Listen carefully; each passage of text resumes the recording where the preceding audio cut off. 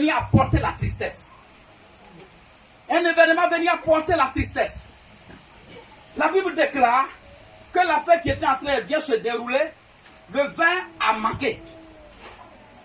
Est-ce que le peuple Dieu comprend? Amen. Beaucoup sont étonnés, beaucoup sont en train de dire ce matin, mais si le vin a manqué, ce n'est pas tout le monde qui boit. Il y a la sucrerie, il y a ceci, il y a cela. Bien aimé, la parole de Dieu le dit. Si quelqu'un peut le lire, un va prendre Juge 9, verset 13, l'autre va prendre Ecclésiaste 10, verset 19. La parole de Dieu le dit. Le vin symbolise la joie. Juge 9, verset 13. C'est un symbole. Lorsque il y a les symboles, quand nous voyons, nous savons que il y a une pharmacie là.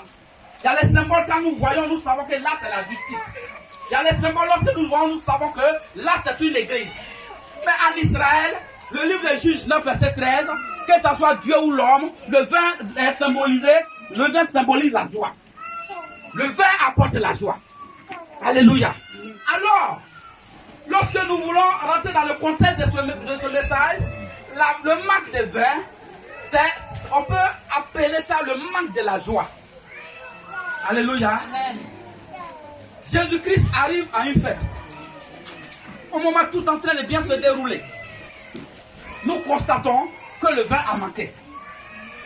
Alors, mais si le vin a manqué, pourquoi le monde est triste? Si le vin a manqué, le simple vin a manqué, pourquoi le monde est triste? Le monde est triste parce que lorsqu'il s'agit de vin, il faut comprendre spirituellement qu'il s'agit de la joie. Et là, lorsqu'on dit la joie a manqué à une fête, la joie a manqué à un événement, à une cérémonie, un événement malheur arrive à une cérémonie, tout le monde sait que quand l'événement malheureux arrive, la cérémonie change de nom, la cérémonie change de commentaire. On dit il y a eu tel, mais à partir de tel moment, tout est gâté. Et c'est comme ça qu'on tire la conclusion. Mais il y a quelque chose qui va se produire, bien aimé. Il y a quelque chose qui va se produire. Ce jour-là, il y avait une personne particulière qui était à la fête. Amen. Il y avait une personne qui n'a ni fin ni commencement qui était à cette fête. Amen. Il y avait quelqu'un qui, lorsque tu le vis dans ta vie, rien ne peut s'arrêter. Amen. Il y a quelqu'un que j'appelle Jéhovah Jireh.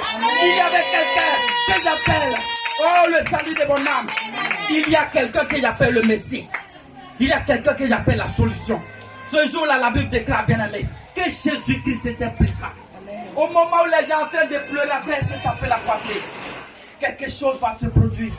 Marie va vers son fils. Marie va commencer à intercéder.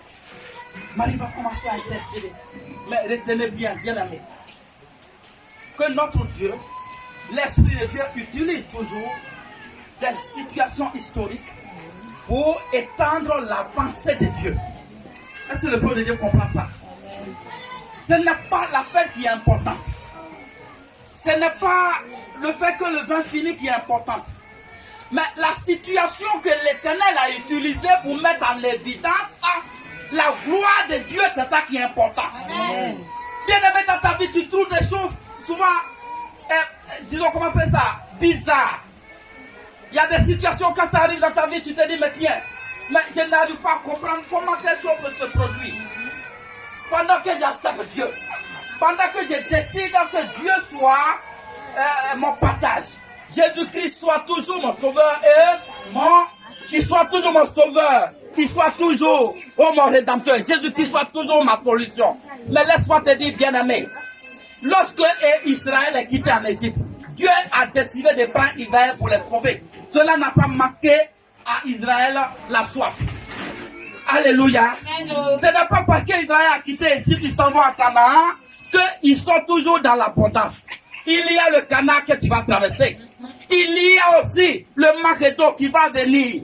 Bien aimé, mais sache que lorsque toutes ces situations arriveront, sache que Dieu veut utiliser la circonstance, Dieu veut utiliser cette histoire pour montrer que c'est à l'Éternel Dieu seule la gloire. Amen. Dieu peut tout faire dans ta vie, bien-aimé. Dieu peut tout faire dans ta vie. Amen. Je suis les gens papa. Il peut tout faire dans ta vie. Amen. Alléluia. Donc, quelle est la pensée de Dieu? Dieu a envoyé Jésus-Christ de Nazareth sur cette terre. Dieu a créé toutes ces circonstances. Quelle est la pensée de Dieu? Qu'est-ce que Dieu veut nous apporter? Qu'est-ce que Dieu veut que nous retenions? Dieu veut nous montrer tout simplement la gloire que nous cherchons. C'est en Jésus-Christ seulement qu'il y a la gloire. Dieu veut nous amener à comprendre que sans Jésus-Christ, nous ne sommes rien. Il veut nous amener à comprendre que les situations que nous avons, les problèmes que nous avons, donc vous lisez tout à l'heure, vous avez lu tout à l'heure le livre d'Ésaïe 61, vous avez compris que pour tous ceux qui sont en prison, le plan de Dieu, la pensée de Dieu, c'est d'apporter la liberté aux prisonniers. Amen. Toi, si tu sais ce matin dans quelle prison tu es, certains peuvent dire que je ne suis pas en prison. Mais laisse-moi te dire, bien-aimé, la prison n'est pas seulement physique. Si ton moral, tout commence par le spirituel. Si ton moral est touché, si ton moral est impacté, bien-aimé, tu es en prison, c'est une prison. Un enfant de Dieu doit toujours avoir la joie. Mais qu'est-ce qui t'apporte la tristesse? C'est la prison qui t'apporte la tristesse. Mais laisse-moi te dire ce matin, bien-aimé, le plan de Dieu, en avoir Jésus-Christ de Nazareth à la noce de Cana, c'est pour que la gloire de Dieu se éclate. C'est pour que le règne de Jésus-Christ commence là. Et ce jour-là, bien-aimé, le règne de Dieu a commencé à se répandre. Le règne de Dieu a commencé à se répandre. Parce que là où il y avait l'impossible, Jésus-Christ a rendu possible la situation. Là où il y avait la complication, Jésus-Christ vient pour changer les choses. C'est pourquoi ce matin, bien-aimé, même si tu es dans une barque et qu'on dit qu'il y a le vent qui vient, il y a le trouble, mais Jésus-Christ vient ce matin et il arrête le vent. Et il commence maintenant le calme. Le vent va se calmer, l'eau va arrêter de s'agiter. Alléluia. Il va s'arrêter. Même si cela fait 12 années, bien-aimé, et que tu as en train de perdre du sang. Mais la présence de Jésus-Christ dans ta vie, bien-aimé, cela va changer. Un seul jour suffit pour que ta vie change. Un seul jour suffit pour que ta vie change. Ta vie va changer la Samaritaine. Ta vie va changer la Samaritaine. Tu allais de Marie à Marie. Tu as changé les gars. Tu as fait divorcer pour. Mais la présence de Jésus-Christ ce matin, la présence de Jésus-Christ